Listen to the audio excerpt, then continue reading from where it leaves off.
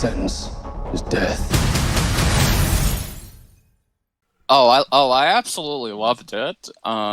Like, it was everything I wanted and more, and it was like, if I had to go back to the 2012 decade, it's probably it's probably my top 5 favorite films of that period because of how it's unique. Like, it stands out among all of these modern day superhero films, like the event, like Marvel, like DC, and it was really nice to see that it got made and it just came out at all, because again, it's like we live in a day and age now where we're going to mostly be getting comic book films from 2 of the big companies, and we're not going to get experimental comic book films anymore because, again, they're very niche and they're just not as popular or marketable as Batman or Spider-Man or what have you.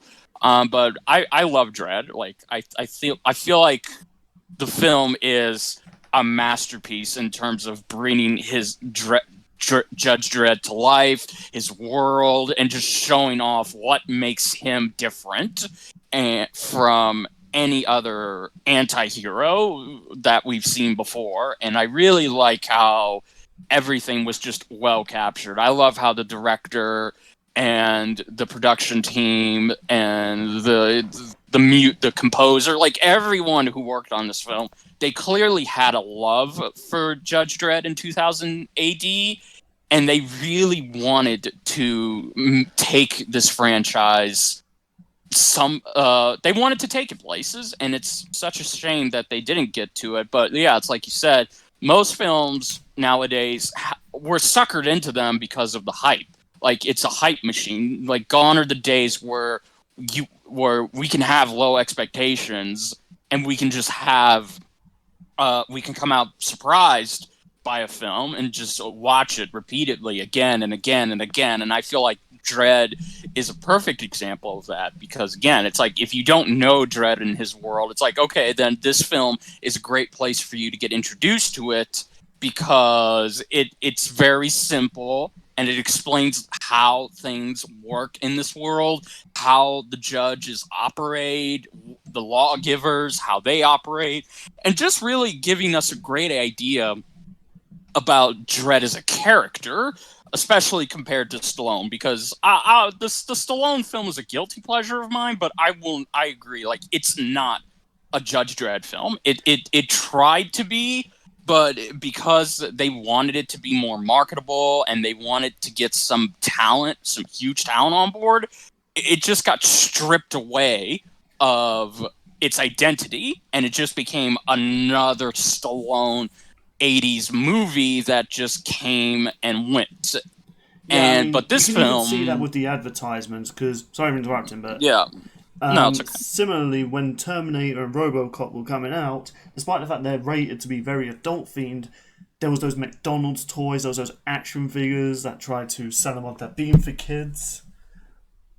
So, yeah. And same with Dredd, the Judge Dredd film, like the Stallone one. Like, there was those Burger King commercials, there was the toys of that you can get the gun. Thankfully, it doesn't have the DNA recognition software, so it won't blow off your arm. Yeah, no, but yeah, seriously, those guns would be those guns would be a hazard in the workplace. Like, you're going to do your job, you pick up a gun, and you're just like, Bill, I think that's my gun. What makes you think that? Because it doesn't recognise your DNA. It's like, oh, I see.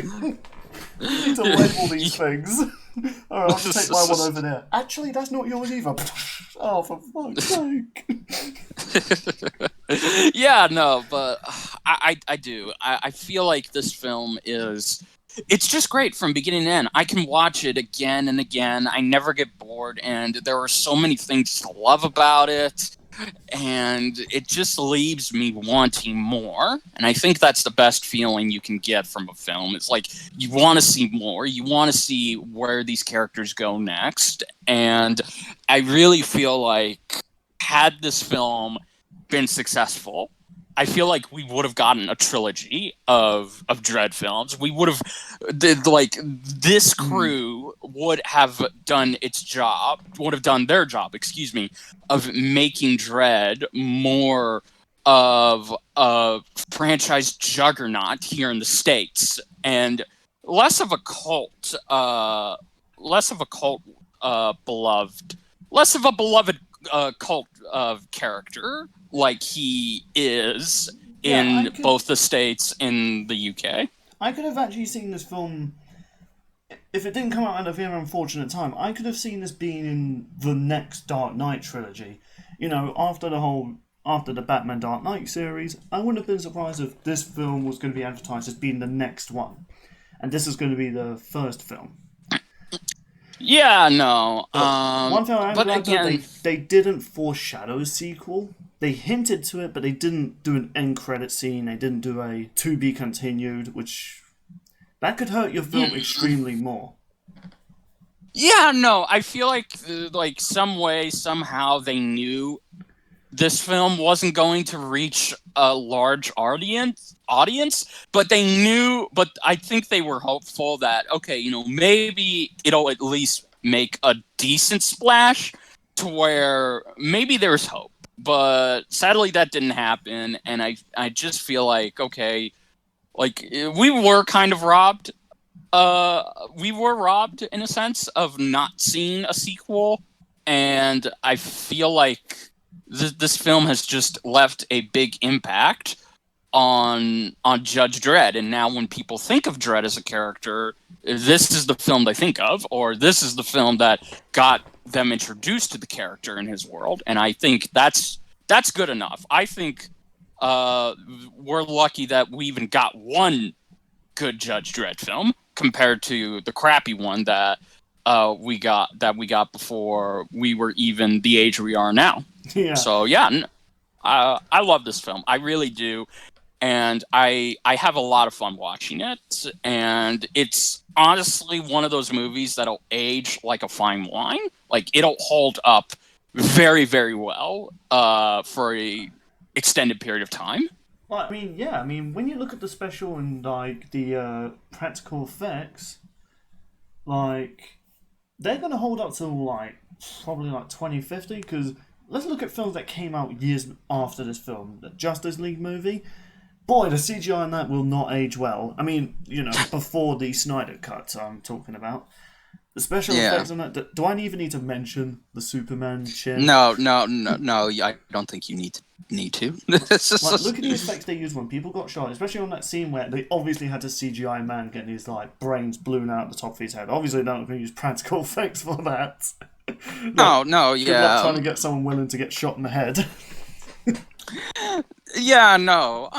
Yeah, absolutely. I feel like the CG... Well, again, it being a combination of practical and CG elements, that just makes it even better because, yeah, again, this came out in the same year where, okay, we were pretty much getting a CGI. We were, like, the big budget Avenger films, we were getting CGI everywhere, but then we also had Nolan's films, which rarely used CG. His films mostly tried to be as practical and in camera as they could. So I feel like this film is kind of a great blend of that, but it leans more towards practical in a sense of, okay, like we need to make this feel like you're either reading the comic book, or we need to make this feel like, okay, you're in this person's shoes, you're going on this adventure with Dredd, and we need to make it look as in camera real as possible. So I really like how they did that. And yeah, no, it's already been a decade since this film came out, and it still looks great. It still holds up to this very day, and I think it's going to continue to do so for many more decades to come. Yeah, and just to briefly talk about the practical effects as well before we get on to the characters overall. One thing I also kind of like, I feel like this film and The Dark Knight slowly filled in the sort of need for practical effects to return. Because at the time of this film coming out, practical effects were kind of a dying breed. Oh. You alright? Yeah, okay, that was weird. Yeah, as well. I thought something went wrong with my recording then. Anyway, yeah, because I feel like at the time this film came out, practical effects in films were a dying breed. Because ever since the Avatar movie, Iron Man, CGI was seen as the replacement for it. It's like, why bother spending so much money and effort into these practical effects when we could just CGI it up? Even the new Star Wars films are guilty of this as well. Like, before Mandalorian, there was not that many practical effects. Everything was CG. The fights, even the bits where characters would go flying off to their death was all CG. And don't get me wrong, CGI is great for what it is now, because it's evolved to a point. You can, even actors who no longer exist anymore, who've passed away, thanks to computer animation, you can bring them back. And I know some people have some issues with that, but it still shows that it's great. But I feel like at the same time, the practical effects makes it more real, if you know what I mean. Yeah. Like, look at another comic book movie example, which we might talk about at some point. The Hellboy duality. Like, most of the movie was practical effects. The only time they had to use CGI was when the actors couldn't possibly have had Hellboy or any other character do this, or it was all just practical. The monsters, the fights were practical, and even Dredd is the same. Like, the only time they used CGI, which was, of course, when he would use, like, incendiary, the high explosive. Actually, no, the high explosive ones were also practical effects. Incineration. Yeah. Even when they had to show a person getting blown up, though, they would quickly replace it with like a mannequin or meat bag sort of prop when they showed their heads exploding. And yeah, I feel like that adds to the realism and the immersion, because even as great as CGI is now, you can definitely tell when you see like someone who looks like they're there, and then you can immediately tell when they're immediately cut out just to be like decapitated or something. Like, look in the Daredevil TV show, like when the season 2 finale, when that guy gets his head cut off, you can clearly tell that was a computer animated man, and it was so obvious. Hence why they had to shoot it at night, so it looked less fake. Yeah. And another film that's kind of guilty of hiding CGI with nighttime, the new Wonder Woman film. Yeah. I think you're making your point. Yeah, it's like CGI is great, but unless you have the budget to make it look ultra realistic, you should probably maybe think about practical effects. And now look at Mandalorian and shows that have come out now where they use practical effects. And I feel like Dredd and a lot of the films like Dark Knight encouraged, hey, listen, practical effects are still a thing. Use them. Yeah. So that's both our thoughts on the movie as a whole. Now, the reason I want to talk about the characters separately, I'm going to be brief on my opinion. I think some of them are the weakest part of this film. Okay, we're both going to agree to disagree. Okay, then. Okay, let's get to one we both clearly agree with. Karl Urban as... sorry if I butcher his name. It's hard to say his name really fast. Karl Urban's Dredd is fantastic. And especially compared to Stallone's one, there's no comparison. Like, Stallone was a good action man. Like, don't get me wrong, he's a great actor. And like I said, he's a good action man. But Karl Urban is good at representing the grittiness of the Dredd universe, even through the way Dredd just executes people. Like, it's downright brutal, and like, he shows no mercy. There's no there's no quip. Well, aside the one or two lines where he got them, like the bit where he fires that incendiary round and you see those criminals burning, you see the fire in his mask helmet, and he shows like no emotion, because to him that's another job done. The criminals got their conviction. Yeah, no. Well, again, it's like I said, the fact that he researched the character, he found a connection with the character, and the fact that he went to all of this effort to really portray him. Again, he disappeared. He completely disappeared into this role, because again, whenever I see Dredd on screen in this movie, I don't see Karl Urban. Like, I don't hear him. That's Dredd. That is Judge Dredd off of the comic books. Aside from not being hugely, ridiculously muscular and being super old, it's like, no, that that's Dredd. I can buy that this is Dredd, and he's been at this for a while, and to him it's like, okay, you know, he doesn't just admire his convictions, but again, it's very much like, okay, he respects and he takes a great honor in being a judge. Like, this is all he knows, and this is what he feels like is his calling. Like, this is who he is at his core.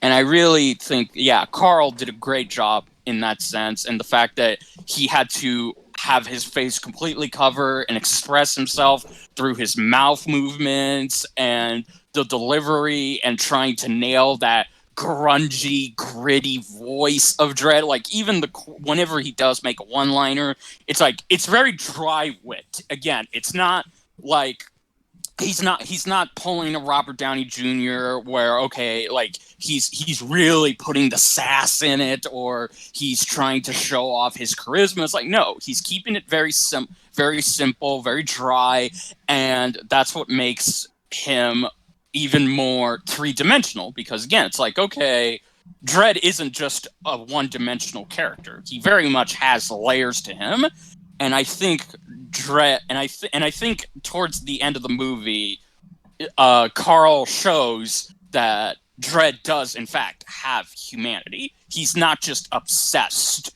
with being a judge. Like, there is a human being underneath that helmet, and I really like that. And you know, again, I think the one thing that I wanted him to do right compared to Stallone is just his delivery of, okay, you know, like, I am the law, or like, how do you plead? Like, just the way he delivers it. Like, again, I get chills every time just hearing him trying to intimidate Mama, who at this point is just like, okay, no, it's like, she is intimidating, and it's kind of like they're having an intimidation contest on, okay, who can be the most intimidating motherfucker in this movie. And as soon as he says, like, Mama is not the law, I am the law. That is like, just such a good line. Yeah, no, or just, yeah, like you said at the end, it's like, Citizen Mama, how do you plead? Defense noted. Like, I do kind of wish they didn't ruin that line in the trailers, though. Well, again, they kind of had to, because it was the one thing. Again, it was the one thing people still to this day love about the Stallone films. It's like, I am. It's like, how do you plead? It's like, you kind of have to. You kind of. I get why they had to show that in the trailer. And again, it's like, we have to show that Karl Urban is a badass, and this is Dredd. This isn't Karl, it's Dredd. Yeah. And I feel like, yeah, no, he is the MVP of this film. It is his movie, and he did a great job carrying it. Yeah, I agree. Like, to the point you made about actors need to blend into the role, because don't get me wrong, it sounds like I'm always ripping on the Marvel Cinematic Universe movies. I love those films, believe me. Guardians of the Galaxy is my favourite. The Doctor Strange film was good, looking forward to the sequel. And of course, I do love the TV shows. But a lot of the time, whenever I see those actors in other films, I have noticed that Robert Downey Jr., aside the Sherlock Holmes films, which if you've not seen those, definitely watch them, they are terrific. Robert Downey Jr. is kind of the same in nearly every one of those films. You know, he's sassy, he's comedic, which again, I like that about him. He is a very funny man. But I just feel like in nearly every role, I'm just seeing a Tony Stark just in a different movie, just without the Iron Man suit. Yeah, no, again, it very much shows that these actors, they don't have a lot of range. And again, I feel like compared to Karl or other actors like Karl, that's the beauty of them. Is like they're chameleons. They can blend in. They can completely disappear into a role. And even when you see them in something you're like, okay, it's like, okay, like you're thinking you've seen it all from them, but then they pull the rug out from under you and they give you something completely different. Like again, like Karl Urban in The Boys when he plays Butcher, I was or literally Robert. about to do a comparison. Yeah, no, or Robert Pattinson. If again, like if you go watch any of Robert Pattinson's other movies, like again, him and Karl are chameleons. They can disappear and they can give and show. They have more range than Robert Downey Jr. Or someone like Chris Pine again, because they are actors. They're supposed to do that. And I feel like we've kind of gotten spoiled on Marvel films just giving us the same one-dimensional performances again and again and again, that when we see them in other films, we're like, okay, where is your range? Like give us some range. And to be clear, but they can't. We're not dissing these actors. They are really good actors, but just like Richard was saying, just like I was going to touch on, Karl Urban in The Boys is super different from the Judge Dredd. Like, Billy Butcher is, while a very comedic and serious character, he's very different from Karl Urban, not just in personality, but also in terms of Judge Dredd's character. Like, Dredd in this is very serious. He doesn't make quips. And another actor who I think does really good at expressing why of being a good actor, Dwayne "The Rock" Johnson. Like, he could play a very kind-hearted, he can also play a very comedic character, he can also potentially be the most intimidating villain that might be making its debut soon. Whenever that happens. Whenever that happens. So, I feel like Dredd in this movie, thanks to Karl Urban and the director and the writer, they really captured this badass renegade, well, not renegade, but this badass, like, cop, this futuristic cop that takes no shit from anybody. Like, even if you're the most successful and most deadly criminal in the block, like, he doesn't care that you killed 3 other gangs before him. Like, he's coming for you because it's his job. Yeah, exactly. So, really, yeah, no, Karl Urban, yeah, again, we've pretty much praised him to heaven and back on how great of a character, on how great he is in this film. You know, and again, I really like that, and I feel like I'm just so, and again, it just makes me happy that okay, he's not just a one-dimensional performer. He can give great performances, and he can blend in and disappear with these performances as well. Alright, so to wrap up, yeah, we both agree Dredd is a good character. We're getting up to the hour mark, so I'm going to try and make this quick.